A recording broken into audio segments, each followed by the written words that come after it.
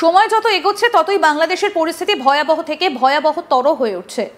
রোজই কোনো না কোনো নতুন খবর উঠে আসছে। এরই মধ্যে আরো বড় একটা খবর পাওয়া যাচ্ছে, আর সেই খবর প্রকাশ্যে আসতেই রীতিমতো তোলপাড় পড়ে গিয়েছে বিভিন্ন মহলে। শোনা যাচ্ছে বাংলাদেশের সেনাপ্রধান ওয়াকারুজ্জামানকে নাকি জানে শেষ করে দেবার ছক করা হয়েছে বাংলাদেশে, আর সেই কারণেই প্রধান উপদেষ্টা মোহাম্মদ ইউনূসের কাছে চায়ের নিমন্ত্রণ বাতিল করেছেন ওয়াকার। এমনকি ইতিমধ্যেই ভারতের ঊর্ধ্বতন কর্তৃপক্ষের সঙ্গে যোগাযোগও করেছেন ওয়াকারুজ্জামানের স্ত্রী। এক্ষেত্রে মনে রাখতে হবে, সম্প্রতি ইউনূসের সঙ্গে সেনাপ্রধানের কিছু মতপার্থক্যের খবর সামনে আসছিল। তবে কি এই পরিকল্পনার নেপথ্যে রয়েছেন স্বয়ং ইউনূস? গোটা বিষয়টা জেনে নেওয়া যাক সাংবাদিক শহীদুল হাসান খোকন এবং ডিফেন্স বিশ্লেষক আর.কে. শ্রীবাস্তবের কাছ থেকে। কি উঠে এলো শুনবো। 5 আগস্ট 2024-এর পর প্রতিদিনই কোনো না কোনো ভাবে নাটকীয় পরিস্থিতির জন্ম দিচ্ছে এবং প্রতিদিন সেটা মোকাবেলা করেই বাংলাদেশ এগিয়ে চলছে। সাম্প্রতিক সময়ে যেমনটি বললেন যে বাংলাদেশে পাকিস্তানের যে গোয়েন্দা সংস্থা ISI তাদের প্রভাব বেড়ে গেছে এবং তারা ওয়েল অর্গানাইজড হয়ে বাংলাদেশে তারা কর্মকাণ্ড পরিচালনা করছে। এটি মূলত বাংলাদেশের ঢাকা কেন্দ্রিক ব্যাপারটা তা নয়, সারা বাংলাদেশ কেন্দ্রিক তাদের পদচারণা শুরু হয়েছে এবং তারা মূলত বিভিন্ন ক্ষেত্রে তারা যে কথাটি বলার চেষ্টা করছে যে 1971-এর মুক্তিযুদ্ধের প্রতিশোধ হিসাবেই 2024-এর 5ই আগস্ট ঘটিয়েছে তারা। তো তাদের এই কথাবার্তা বা তাদের এই কর্মকাণ্ডই প্রমাণ করে যে বাংলাদেশটাকে কোন দিকে নেওয়া হচ্ছে। এর মাঝে বাংলাদেশের যে গুরুত্বপূর্ণ বিষয়টি বাংলাদেশ নিয়ে আলোচনায় উঠে এসেছে সারা বিশ্বে, সেটি হচ্ছে একটি মানবিক করিডোর, যেটি জাতিসংঘের নামে একটি মানবিক করিডোর তৈরির চেষ্টা করা হচ্ছে। মূলত সেই করিডোরটা নিয়েই বাংলাদেশের যে অন্তর্বর্তীকালীন সরকার, এই সরকারের সঙ্গে বাংলাদেশ সামরিক বাহিনীর অর্থাৎ সেনাবাহিনীর যিনি প্রধান জেনারেল ওয়াকারুজ্জামানের একটি প্রকাশ্য দ্বন্দ্ব তৈরি হয়েছিল এবং সেই দ্বন্দ্বটি প্রকাশ পেয়েছে মূলত কয়েকদিন আগে।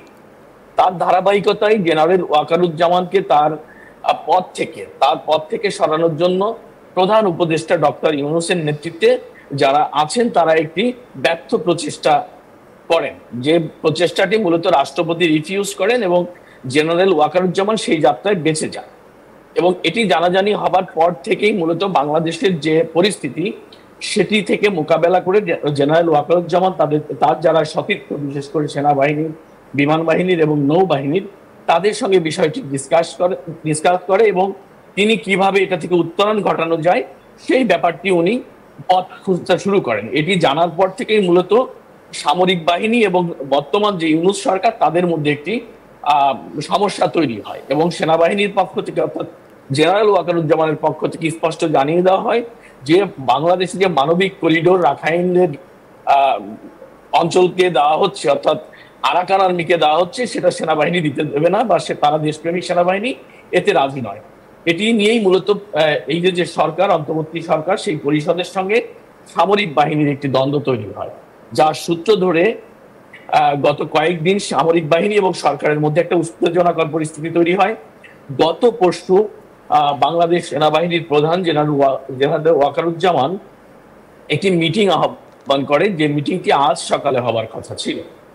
সেটিতে সাধারণত যেটিকে সেনাবাহিনীর জেনারেল মিটিং বলা হয়, সেখানে অফিসার এবং যারা সাধারণ সৈন্য তাদের উদ্দেশ্যে সেনাপ্রধান একটি বক্তব্য রাখার কথা ছিল। আজ 10:30টায় এটি হবার কথা ছিল ঢাকা সেনানিবাসে। কিন্তু গতকালই আমরা দেখি হঠাৎ করে মার্কিন যিনি ভারপ্রাপ্ত রাষ্ট্রদূত আছেন বাংলাদেশে, তিনি সেনাপ্রধান এবং চিফ অ্যাডভাইজারের সঙ্গে দেখা করেন পৃথকভাবে এবং তার কিছুক্ষণ পর আমরা জানতে পারি যে আজকের যে মিটিংটি নির্ধারিত মিটিং ছিল সেই মিটিংটি স্থগিত করা হয়েছে এবং সেনাপ্রধান জেনারেল ওয়াকারুজ্জামান ওনাকে প্রধান উপদেষ্টা চায়ের আমন্ত্রণ জানিয়েছেন আজ সকালে। এটি আমি গতকাল রাতে যখন এই খবরটি পাই তখন আমরা একটি শিডিউলও দেখি যে সেনাপ্রধানের যে ব্যক্তিগত কর্মসূচি থাকে সেই কর্মসূচিটিও আমরা গোপন সূত্রে হাতে পাই, যেখানে লেখা আছে আজ যে সামরিক বাহিনীর অর্থাৎ সেনাবাহিনীর যে জেনারেল মিটিং সেটি স্থগিত করে সেনাপ্রধানের কর্মসূচিতে প্রধান উপদেষ্টার সঙ্গে চায়ের যে দাওয়াত সেই নিমন্ত্রণের শিডিউলটি করা হয়েছে। কিন্তু হঠাৎ করেই আমরা কাল রাত 11টার পরে জানতে পারি যে সেনাবাহিনী প্রধান জেনারেল ওয়াকারুজ্জামানের যে সরকারি বাসভবন সেনাভবন, সেই সেনাভবনে 42 জন সামরিক ঊর্ধ্বতন সামরিক কর্মকর্তা, বিশেষ করে যারা মেজর জেনারেল, ব্রিগেডিয়ার জেনারেল এবং কর্নেল, এই পদমর্যাদার প্রায় 42 জন কর্মকর্তা তারা হঠাৎ করে গতকাল রাত 11টায় সেনাপ্রধানের বাড়িতে হাজির হয়। আমরা খোঁজ নিয়ে তখন জানতে পারি যে মূলত সেনাপ্রধান জেনারেল ওয়াকারুজ্জামানকে কাল হত্যা করার একটা মিশন নিয়েছিল তার অভ্যন্তরীণ একটি গোষ্ঠী, যারা মূলত পাকিস্তানের আইএসআই পন্থী এবং যারা আইএস এর দ্বারা নিয়ন্ত্রিত হচ্ছে, এবং যারা সেনাপ্রধানকে সরিয়ে এর আগেও একটি ক্রুজ চেষ্টা করেছিল, যেটি আমি আগে বললাম।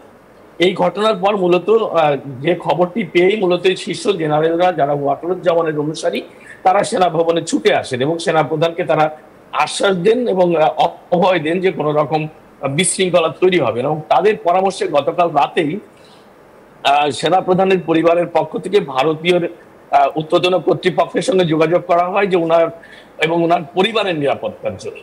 এটি আমরা সামরিক গোয়েন্দা সূত্র থেকে আমরা জেনেছি যে জেনারেল ওয়াকারুজ্জামানের যিনি স্ত্রী, তিনি ভারতের গোয়েন্দা সংস্থার একজন ঊর্ধ্বতন কর্মকর্তার সঙ্গে নিজেই ফোনে কথা বলেছেন, জেনারেল ওয়াকারুজ্জামানের ফোনে।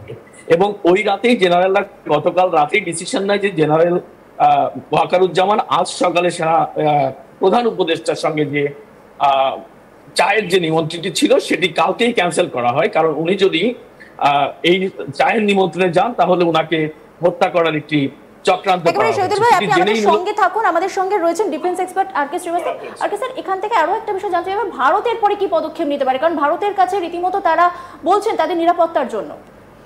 এটা ইন্টারনাল ম্যাটার অফ বাংলাদেশ। বাংলাদেশে আমরা 5 আগস্টেও দেখিয়েছি, আমরা 4 আগস্ট 3 থেকে 5 আগস্ট 2024-এ যা হয়েছে, ইন্ডিয়া কোনোদিন থাকে না। আর আমরা গর্বিত যে আমরা বাংলাদেশে ইন্টারনাল ম্যাটারতে আমরা নেই।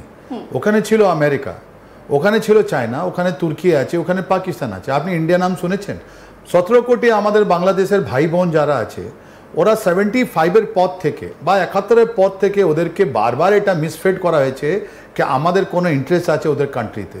অ্যান্ড তাই জন্যে বারবার ওদের ক্যান্টনমেন্ট থেকে কথাটা উঠেছে, বারবার ওদের মৌলবাদী যারা ছিল ওরা বলেছে কি ইন্ডিয়া ইন্ডিয়া ইন্ডিয়া আমাদের জন্য। কারণ আমরা তো কোনো জায়গায় নেই, ওদের ইকোনমিক এতে নেই, আমাদের ইন্টারনাল অ্যাফেয়ার্সে নেই, আমরা গর্বিত। এটা বাংলাদেশের ম্যাটার, বাংলাদেশ রিজলভ করুক, নাম্বার 1। নাম্বার 2, এটা হুজ ইন কন্ট্রোল। আমরা বারবার কথা বলেছি কি বাংলাদেশ সরকারটা চালাচ্ছে এটাকে, এটা ওখানে কনস্টিটিউশন আছে, ওখানে এখন দেখুন প্রেসিডেন্টের রোল চলে এসছে। প্রেসিডেন্ট উনি পাওয়ারে উনি কন্ট্রোল ছিলেন না, মোহাম্মদ সাহাবুদ্দিন চপ্পু সাহেবকে কোনো কন্ট্রোল নেই। তারপর উনি ইন্টারিম গভর্নমেন্ট, আমরা জানি না ওরা কন্ট্রোলে ছিল না, তো আমরা তো বারবার বলতাম general Waker-Uz-Zaman is in control. Number 2। Number 3, আপনি দেখুন 3 থেকে 5 August 2024 he was the main man. ইনি প্রথম লোক ছিলেন যিনি এত লোকের সঙ্গে কথা বললেন। আর যদি আপনি দেখুন 4 আগস্ট 2024-এ উনি সবাইকে ডেকেছিলেন। উনি ম্যাডাম খালেদা জিয়ার উনি যে মিলিটারি অ্যাডভাইজার, ওনাকেও বলেছিলেন আপনি কালকে চলে আসুন, যখন প্রাইম মিনিস্টার শেখ হাসিনা ওয়াজ দেয়ার। সো ইনি তো অর্কেস্ট্রা, ইনি তো সবাই কিছু করলেন। তারপর উনি আর্মিতে 5টা লেফটেন্যান্ট জেনারেল আছে ওখানে, 5টা, রাইট? ওর মধ্যে কতগুলো লেফটেন্যান্ট জেনারেলকে সরিয়ে দিলেন আর ডিজিএফআইকে অ্যারেস্ট করলেন without any inquiry, without any commission. তো উনি একটা তানাশা, উনি যাকে যাকে চাইলেন ওকে লেফটেন্যান্ট জেনারেল বানালেন, মেজর জেনারেল বানালেন, অনেকগুলো পোস্ট দিলেন। তো উনি একটা লিডারশিপ যেটা ছিল এটা অন্য ধরনের লিডারশিপ ছিল, রাইট? আর ওনাকে বলা হচ্ছে উনি আওয়ামী লীগের জামাই, উনি কোনো জামাই ফামাই ছিলেন না, উনি ধোকা দিয়েছিলেন আওয়ামী লীগকে। আরো আপডেট পেতে দেখতে থাকুন আজ তাক বাংলা, সাবস্ক্রাইব করুন, নোটিফিকেশন পেতে বেল বাটন অপশন প্রেস করুন, হোয়াটসঅ্যাপেও ফলো করুন আজ তাক বাংলা।